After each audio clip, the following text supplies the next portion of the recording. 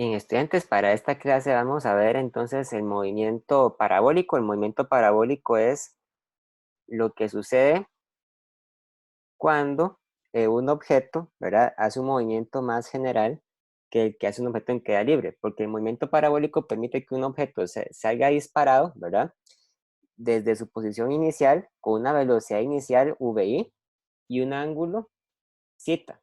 El ángulo zeta mide la inclinación con la cual es disparado el objeto. En el tema de movimiento de caída libre que hemos visto hasta la semana pasada, habíamos asumido que los cuerpos solamente podían subir para arriba o caer para abajo. Pero ahora vamos a ver el caso más general en el que salga disparado con un ángulo de inclinación. Entonces, en el movimiento parabólico entran en juego varias cantidades, ¿verdad? Está, por ejemplo, la distancia d que recorre el cuerpo en el eje X, horizontal, ¿verdad? También está el tiempo de vuelo, TV, que es el tiempo que tarda en llegar de un lugar a otro. Está la altura máxima, Hmax, ¿verdad? Y otras cantidades más.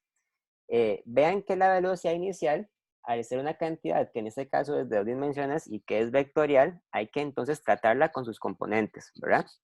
De manera que identificamos un v y x y un v y y, que corresponden a la velocidad inicial en el eje X y en el eje Y.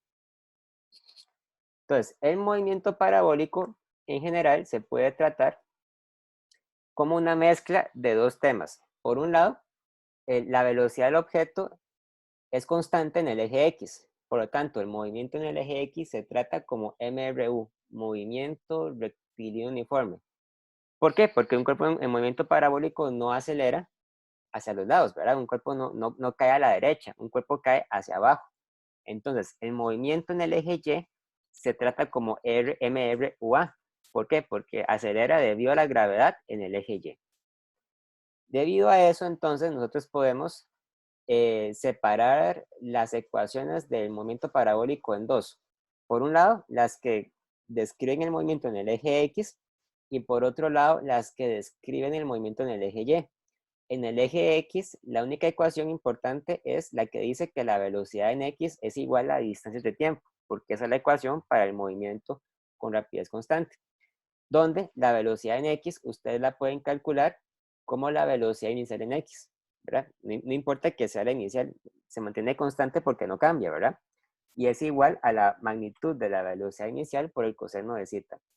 Mientras que en el eje Y teníamos las ecuaciones que hemos visto para caída libre, donde ahora tenemos que hacer la aclaración de que la velocidad inicial en el eje Y es igual a la magnitud de la velocidad inicial por el seno de zeta. Vamos a ver un ejemplo. Suponga que yo les doy un problema donde les digo que hay un objeto que sale disparado con una velocidad inicial VI, ¿verdad? Que se describe con un ángulo zeta y nada más. Yo quiero saber a qué distancia llega el objeto, a qué distancia d llega en términos de la velocidad inicial y del ángulo. Ahora, al hacer esto, vamos a dar por un hecho que estamos diciendo que la altura inicial es igual a la altura final. Por lo tanto, ambas cantidades son cero. Mientras que la velocidad en x, ¿verdad? Se calcula como la velocidad inicial por el coseno de z, esta sería vx, y la velocidad inicial en el eje Y se calcula como VI seno de z. Esta sería la velocidad inicial en Y. Vean que yo no estoy diciendo velocidad inicial en X, ¿verdad? Eso es muy importante porque es una cantidad constante. Ahora, un paso que se puede hacer para simplificar el problema es calcular de primero el tiempo de vuelo. Porque el tiempo de vuelo, vamos a ver, se puede calcular únicamente utilizando una de las ecuaciones para el eje Y, que sería esta de acá, ¿verdad?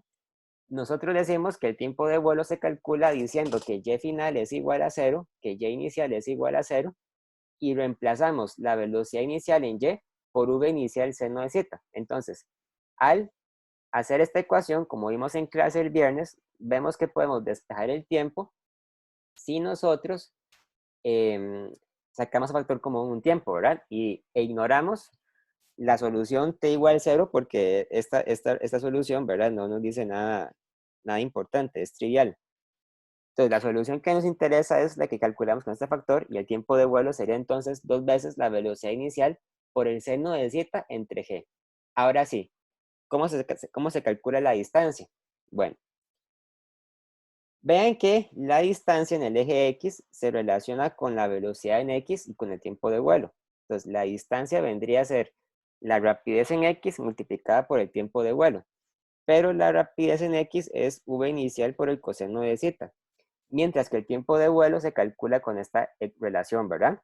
Por lo tanto, la distancia vendría a ser v inicial coseno de zeta por 2 veces v inicial seno de zeta entre g, que sería esto que está acá. Ahora, esta expresión ya por sí sola es correcta, pero ustedes pueden simplificarla haciendo uso de una relación matemática que dice que 2 veces el seno de zeta por el coseno de zeta es igual al seno de 2 zeta.